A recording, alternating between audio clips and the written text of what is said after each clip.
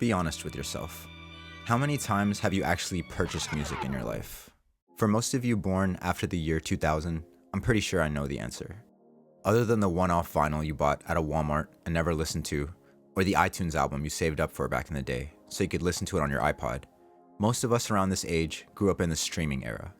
This means that we were raised to believe that music is free as long as you pay a monthly fee to whatever service you're using to stream it on demand. What a luxury. And it's great and all, for the listeners. Listeners get access to hundreds of thousands, if not millions of songs on popular and easy-to-use streaming services such as Apple Music, Amazon Music, and of course, Spotify. Anyone with an iPhone can listen to pretty much any song they want, nearly anywhere they want, at any time of day.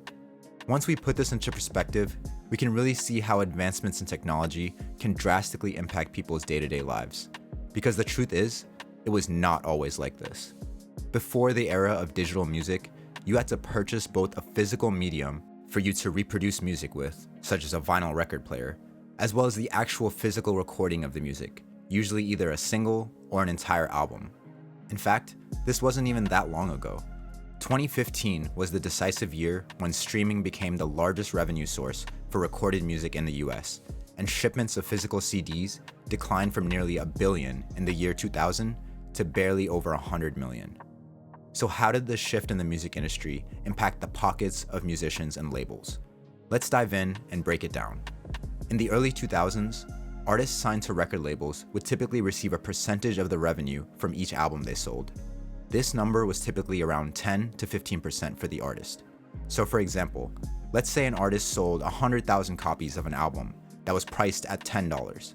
This means they generated $1 million in revenue. Not too bad, right? Of course, there was a lot that would go into producing a quality record.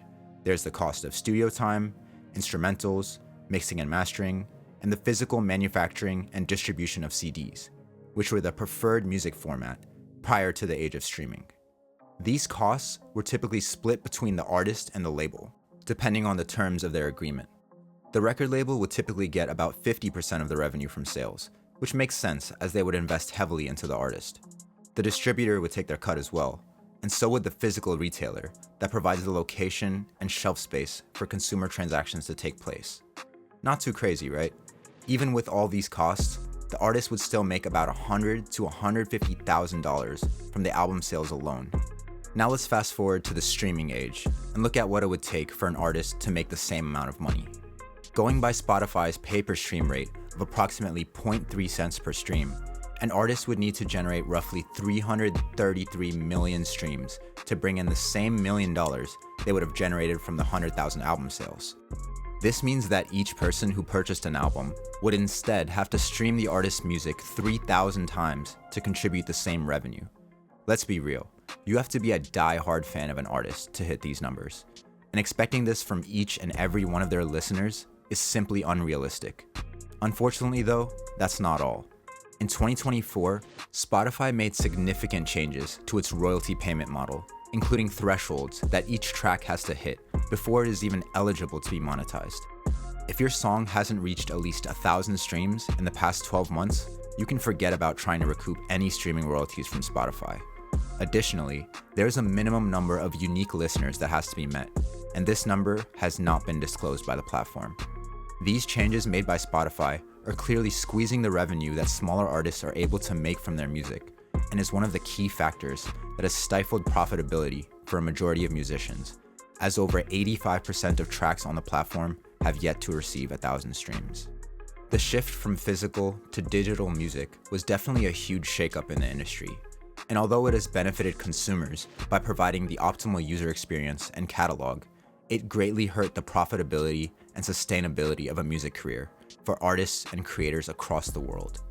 But there's another factor that has been contributing to this problem as well, and it's one that is not talked about enough, and that is the barrier to entry for creating professional recorded music. What does this mean? Let me illustrate the importance of this with an example of one of the largest companies in the entire world, and one of investors' favorite stocks in the past few years, NVIDIA. NVIDIA sells game-changing technology in the form of computer processors, but has been able to become so large and profitable primarily due to its insurmountable barrier to entry. For a company to compete with Nvidia and try to take some of their profits, they would have to invest billions of dollars in R&D and manufacturing capabilities, along with accumulating decades of intellectual property and internal processes that have been optimized to a T. Without these kind of resources, their success simply can't be replicated. I mean, sure, companies can try, but as we've seen, even organizations such as AMD, valued at over $200 billion, are having a tough time competing with the business model of Nvidia. So how does this relate to music? Well, let's circle back and look at the barrier to entry for recorded music. As I've mentioned earlier, record labels would usually have to invest tens, if not hundreds of thousands of dollars to successfully create an enjoyable album. From all of the music recording and production costs, to the manufacturing and distribution of CDs, to the marketing and promotion efforts.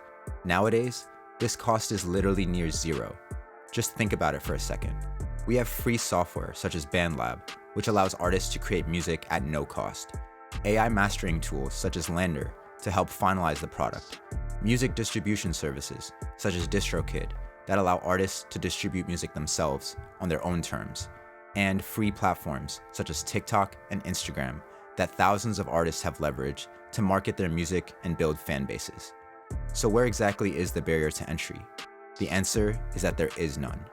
This is why as of 2023, over 10 million people have uploaded a song or more to Spotify, and over 200,000 artists have released at least 10 songs or more, and average at least 10,000 monthly listeners.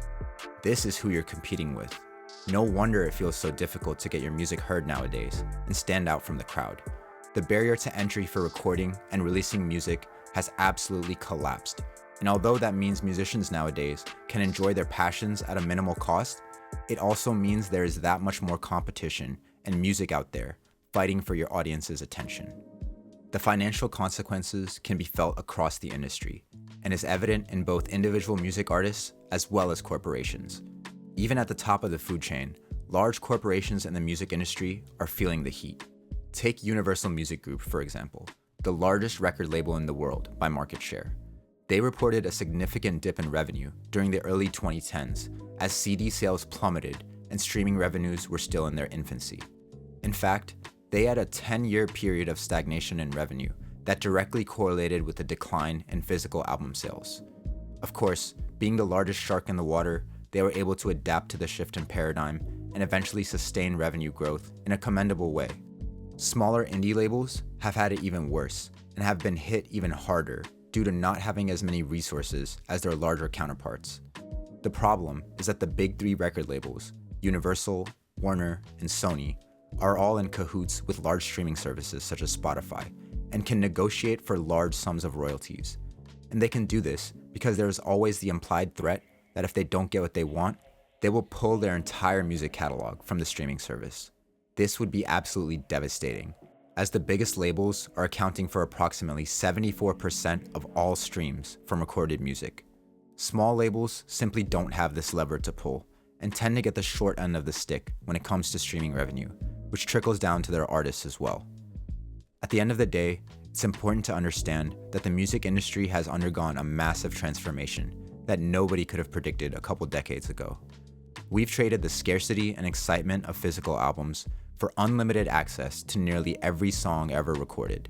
And while this is incredible for all the music lovers out there who have become numb to the abundance and saturation of new music, it's created a perfect storm that's made it harder than ever for artists to make a living from their recorded music alone. Between streaming's pennies on the dollar payouts, the collapse of entry barriers that's flooded the market with content, and the iron grip of major labels on streaming revenues, musicians are facing challenges that would have been unimaginable in the CD era. But here's the thing, music isn't going anywhere. It's fundamental to human expression and vital to our daily lives. What's changing is how artists adapt to make it sustainable. Whether that's through live performances, merchandise, direct fan support, or entirely new markets and models that have yet to be created, musicians will find a way. They always have, because at the end of the day, the world needs music. We just need to figure out how to make sure the people creating it can keep their lights on while doing it. If you enjoyed this video, don't forget to like, subscribe, and stay tuned for more insights and advice on thriving in the modern music business.